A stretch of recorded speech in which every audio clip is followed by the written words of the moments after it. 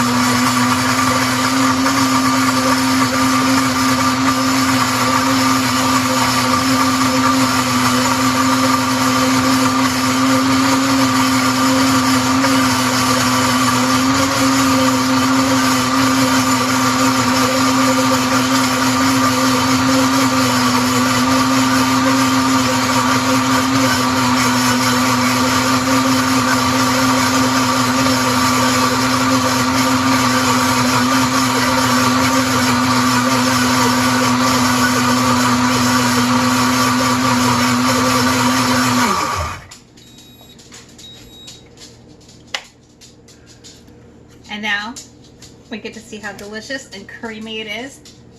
No preservatives, none of that crap you find in store-bought peanut butter. Look at that.